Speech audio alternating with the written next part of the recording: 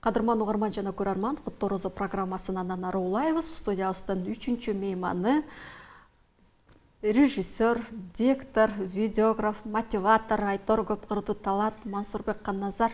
Тилим сынат го Мансурбекке. Ассаламу алейкум. Студиябызга куш келипсиз. Куш келдик. Рамазан айын узатуу, айт майрамын тосуу малында турабыз. Бул айда кандай пайдалуу иштерди бүтүргөнгө аракет кылдыңыз? Дегеле Рамазан айыңыз кандай өттү? Быйылкы Рамазан жылдагыдай эле жакшы өттү, шаңдуу өттү, жогорку маанайда өттү буюрса. Көбүнчө үй бүлөбүз менен болдук бул жылы. Андан кийин чыгармачылык менен көбүрөөк алектендик Рамазан айында. Андан сырткары жылдагыдан айырмаланып, быйылкы жылы мындай көп иш чаралар азыр бизге чейинки эле агайыбыз айтып кетти. Балдар үчүн бир долбоор уюштуруп атышыптыр. Ошол сыяктуу бир мурда болуп көрбөгөн бир жаңы долбоорлор болуп, быйылкысы өзгөчө. Мен ойлойм жылдан жылга бул жаңы нерселер кошулуп жакшы болуп кете берет го деп. Жакшы. Сизди режиссер, диктор, мотиватор, видеограф деп тааныйбыз, бирок сиз өзүңүздү кайсыл тарапка жакыныраакмын деп айтат элеңиз? Өткөндө бирөө суроо берди эле, түз эфирден. Бир карасам молдо болуп кетесиз, бир карасам актер болуп кетесиз деп. Өз кимсиз дегендей. Мен өз кесибим боюнча режиссермун. Кыргыз-Түрк Манас университетинин радио, телевидение, кино бөлүмүн бүтүргөмүн. Ошол тармакта 12-13 жылдан бери эмгектенип келебиз. Андан сырткары ошо видеолорду чыгарабыз социалдык тармактарга. Кошумча хобби катары. Андан сырткары ошонун эле тексттерин өзүбүз окуйбуз. Андан сырткары бир аз ишкерчилик дагы бар. Окуу борборубуз бар, окурман деген IT окутабыз. Психология, тил окутабыз ал жерде. Андан сырткары китеп жаатында кызмат кылабыз элибизге пайдалуу, илимий, тарыхый, психологиялык бир китептерди тартуулайлы деген ниетте китеп жаатында кызматыбыз бар. Тарыхый деп калдыңыз. Бул кандай тарыхый? Буга чейин 2 китеп чыгардык. Явыз Султан Селим хан, Султан Сулаймандын атасы. Фатих Султан Мехмед хан, Константинополдун, азыркы Стамбулдун багындыруучусу. Фатих. Пайгамбар саллаллаху алейхи хадис бар эмеспи? Константинополь сөзсүз мусулмандардын колуна өтөт. Аны багындырган кол башчы кандай бактылуу, жана ошол армия кандай бактылуу деп Бухариде келет. Ошол Мехмед, бизче Мухаммад аль-Фатих жөнүндө ошого ишарат кылып айтылган. 1453-жылы азыркы Стамбулду бул багындырып, Византияны 1000 жылдан бери булай элек Византияны кулатып, ошол жерге ислам туусун сайып, Осман дөөлөтүн дагы да кеңейткен да.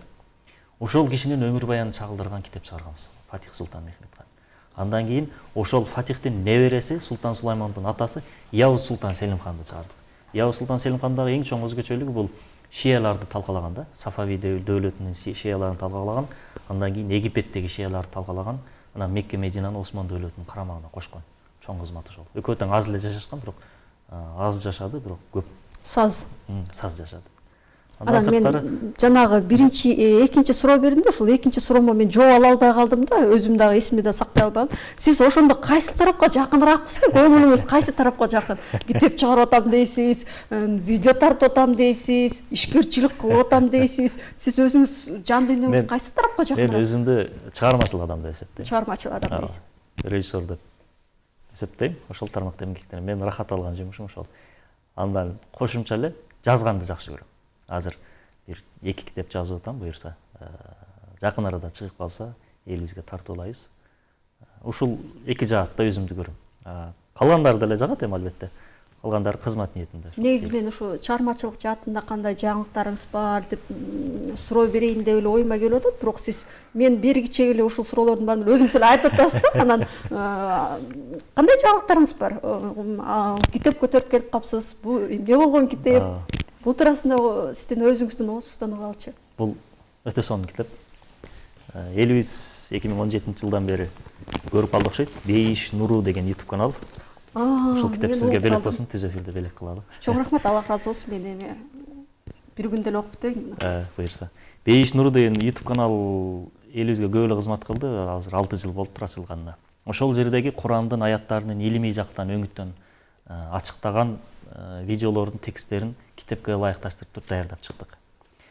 Китептин аты Аллахты тааныткан аалам. Көп түшүнбөй калат экен да, кандайча Аллахты тааныткан аалам деп. Бул эми ааламды карай турган болсок, аалам бир китеп сыяктуу Аллахты таанытат экен да. адам бир өзүнчө китептин барагы. Мисалы азыр китепти алып карай турган болсок, барактары, темалары, өзүнчө главалары бар да. Адам деген бир главага кире турган болсок, адам деген өзүнчө бир аалам экен. 18 000 ааламды отпой, 18 000 ааламдын жаратуучусу деп. Адам өзү бир аалам, көз бир аалам, же бир клеткабыз өзүнчө бир аалам. Анын артынан чоң бир илим чыгып атат. Космос, галактикалар өзүнчө аалам. Жаныбарлар дүйнөсү өзүнчө аалам. Жаныбарлар дүйнөсүнүн ичинен арыстан, карычкыр өзүнчө аалам. Алардын көзү өзүнчө аалам. Кыскасы бүт ушул ааламдын баары биригип туруп Аллахты таанып турат экен да. Физикчи жалган айтып коюшу мүмкүн дейт, бирок физика жалган айтпайт. Астроном жалган айтып коюшу мүмкүн, бирок астрономия жалган айтпайт. Эмне дейт? Мындай көңүл буруп, барып акыл менен, логика менен карай турган болсок, мени Аллах жаратты деп айтып турат да бүт баарысы.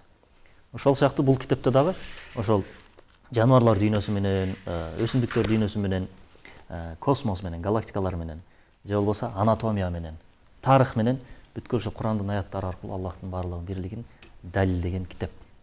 Китепти негизинен баягы багытын Рисале-и Нур деген 14 томдон турган тафсирлер бар. Ошодон алганбыз. Анан негизи ошол YouTube каналга чыккан видеолордун китепке ылайыкташтырылган бир варианты. Жакшы. Жогорудагы айтып кетип калдыңыз, бир окуу борбор депчи, окур мен окуу борбор. Бул окуу борбордо кандай иш кыласыз? Окур мен окуу борбору көбү сурайт, эмне үчүн окур мен дейт да. Ошондо мен китеп барып окуйбузбу деген кеп суроом келип атат да.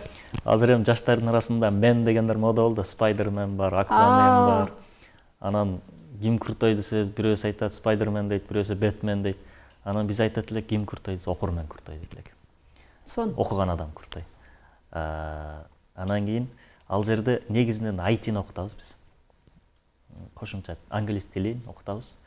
Азыр жакында эле жаңы бир бөлүм ачтык, ал жерде Туркияга студенттерди окууга жөнөтө турган бир өзүнчө бир кызмат.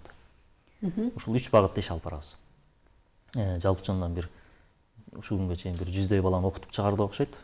Так немесин эстей албай атам. Курс 6 ай болот. Өзүндө кыргыз тилдүү, профессионал, адис болгон, тасыккан мугалимдерибиз сабак берет. Жаннат Медиа Продакшн деген да бир студияңыз бар эле, мындан канча жыл мурун билчү элем да. Анан ошол барбы азыр? Бар. Ошо Жаннат Медиа кылып атат азыркы күндө бүт ошол немелерди. Мен режиссер, ошол жерде режиссер болуп иштейм, өз студияда. Ал жерде негизинен коммерциялык роликтерди тартабыз, социалдык роликтерди.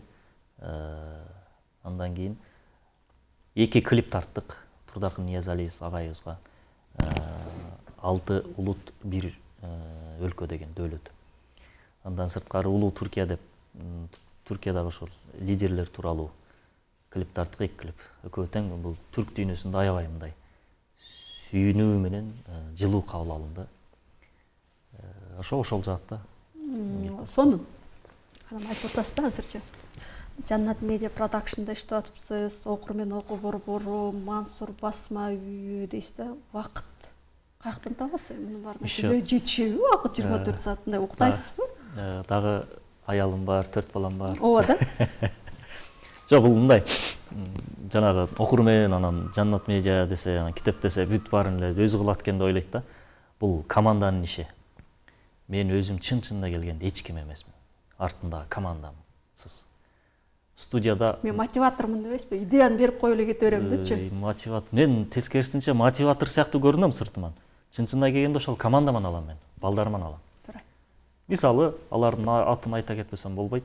Манас Адыл деген жакшы көргөн балдарым бар, алар студияны иштетишет. Хайрулла Асылбек деген балдарым бар, алар YouTube'ду иштетишет. Нур Ислам деген балдар видеографик. Андан сырткары Санжар Улук Мунар деген энелерим бар, алар немени иштетет. Окурменде.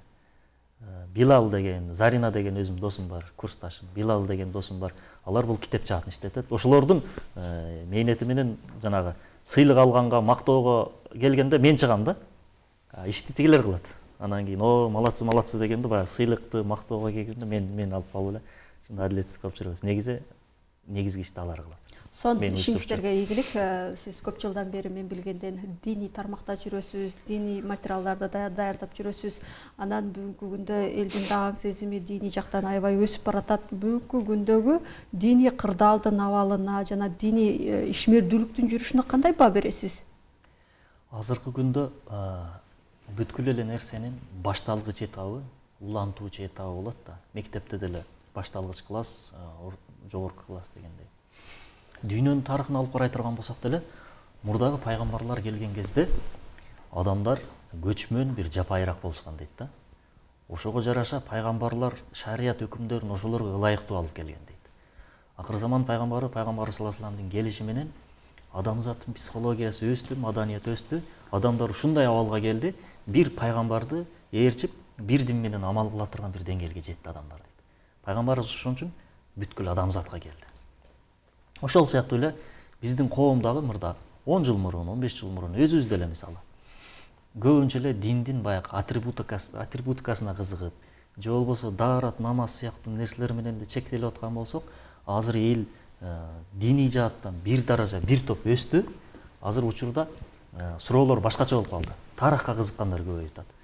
Илимий жактан далилдегенге, момол сыяктуу китептерге кызыккандар көбөйүп атат. Ошондуктан биз элге ошондой бир жаңы ыкмадагы бир динибиздин акыйкаттарын, баалуулуктарын берип калышыбыз керек. Мисалы, бала тарбиясы аябай көбөйдү азыр. 5 жыл мурун жокко эсе болчу. Мен ушу бала тарбиясы баласы деп калдыңыз да. Көпчүлүгү эне мектеп, эне балдарды тарбиялаш керек дейт да. Мындай балдарды тарбиялоодо дагы атанын орду канчалык? Биз бул жаатта дагы кичине кызматыбыз бар. Балам деген YouTube каналыбыз бар. Ал жерде ошо бала тарбиясы боюнча иш-аракеттер кылабыз. Атанын орду албетте маанилүү. Мен бул маселеге мындай карайм да. Баланы эне тарбиялайт. Бирок эне дагы тарбияланышы керек да. Ал бир абадан алып бере бербейт да. Эне тарбиянын методикасын, илимин, билимин билиши мүмкүн. Бирок анда эгер дух жок болсо энеде, мындай дух кызыгуу жок болсо, эне бере албайт да. Аны ким берет? Күйөө берет, ата берет. Ата энеге берет, а эне болсо аны балдарга мындай айтат го. Куш жемди чогултуп келип туруп кайра кус берет экен да балдарына. А кой болсо жеп туруп сонун кылып сүт кылып туруп берет экен. Эне ушундай да, өзүнө сиңирип туруп сүт сыяктуу кылып пайда кылып чыгарып берет. А биз болсо сыртта жүрөбүз, аяк биякта жүрөбүз. Чын-чынына келгенде айрыкча азыркы доордо кыйыныраак болуп калды. Бирок кечинде жарым саат атанын тарбиясы ушул да. Кечинде жарым саат эле баласын отургузуп, башынан салап, кызын отургузуп, эркелетип, же өрмөлөп кубалашып ойноп койсо ошол жетет атанык. Ошол жетет. Анан бара калып эле сразу диванга чалкалап анан телефонду чукулап жатып алса, анда бул болбойт. Ошон үчүн атанын ролу бул энеге дух берип туруш керек, мотивация берип туруш керек. Негизги тарбияны, сүйүүнү, мээримди бул эне берет көбүнчө. Туура, мен бул оюңузга аябай кошулам. Анан жогоруда айтып өттүм, маегибизди да башка нукка бурайын. Эмне дегенде айт майрамы келатат да. Айттын адатта биз айт майрамын биздин бала кезде мындай кошуналар айттап келет эле, тууган тушкандар келет эле да. Ушундай айттык сезим бизде ушундай ойдон адатта мен эсимде сакталып калды. Анан аял киши өзгөчө оокат жасоо менен эле мындай өтүп кетет эле да. Анан сиз негизи айт майрамын кантип майрамдачысыз бала кезде? Анан бүгүнкү күндө кандай майрамдайсыз? Анан үй бүлөңүзгө кандай атмосфера тартуулайсыз? Биз бала кезде жаңы жылды майрамдачубуз. Азыр деле жаңы жыл күндөрүндө өтүп баратканда жанагы светтердин жанып өчүп атканын көрүп бир башкача болуп кетесиң да. Себеби биздин рухубузга сиңген да. Айрыкча могу мен 88 88-88ден өйдөлөр. Ошону көрүп чоңойдук.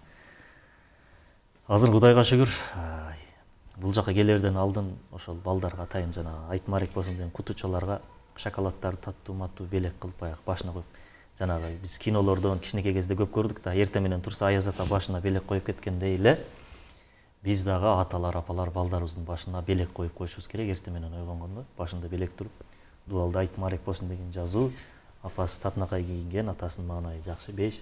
Анан балам бүгүн айтың марек болсун деп. Ушул эң сонун нерсе да, баланы кичинесинен рухуна сиңириш. Бул жерде эмне болуп атат? Биз мусулманбыз, биз кыргызбыз. Биз айт майрамдайбыз. Биз тиги жаңы жылды майрамдабайбыз. Жаңы жыл деген эмне деген? Кыштын так ортосунда жыл алмашуу болобу? Мындай логика менен ойлонсоң деле да. Кычыраган шилдеде кайсы жаңы жыл? Бүт эле баткак болуп жатса, бүт бар жок, суук болуп атса. Айт майрамды бир ошондой бир дух менен сездирип койгонубуз жакшы. Эми эле балдарым менен ошо бир жерге барып, ошол белек печкектерин алдык. Алар күтүп калышты, кечинде канчада келесиз, эртең менен бир нерселер болобу дегендей. Ошонто берсек бул сиңет, рухубузга сиңет дагы, эртең чоңойгондо бул табигый эле көрүнүш болуп калат да. Биз чын-чынына келгенде коом айт майрамын эми кабыл алдык биз. Туура. Эми ушундай майрам бар беле дедик жада калса. Айт майрамын көбүнчө могу айыл жактарда траур менен өткөзүшөт. Ооба. Баланча өлгөн рухуна Куран Багыштап, Куран окушат. Анан апасы кошоп ийет, анан ыйлап бир эң кайгылуу күн болот да. Маегиңизге чоң рахмат. Студиясына келип маек жакшы маек бердиңиз. Мекендештериңизге болгон куттуктооңуздан кийин көрсөтүүбүздө жыйынтыктайлы. Урматтуу мекендештер, урматтуу досторум, эжелерим, агаларым, бул азыркы күндө аябай көп ушул теманы козгоп атабыз. Айт майрамы келип калды. Сөзсүз балдарыңыздарга белек камдап даярдап бериңиздер. Айт майрамы экендигин ага сездириңиздер. Жана сиздердин айт майрамыңыздар менен чын жүрөктөн куттуктайм. Кудай таалам ырыскысын, берекесин кенен берген болсун. Баарыбызды күнөө, кырсык, балелерден алыс кылсын. Сүйүүлөр дайыма улансын. Достук бекен болсун. Чоң рахмат. Айтылган каалоо тилектердин баары орундалсын. Кадырман угарман жана көрөрман, Аллах Таала ар бир күнүбүздү айттай шаңдуу өткөргөндө насип кылсын. Айтыңыздар марек болсун. Кийинки Рамазанга жеткиргенде Аллах Таала ар бирибизге насип кылсын. Ассаламу алейкум рахматуллахи ва баракатух.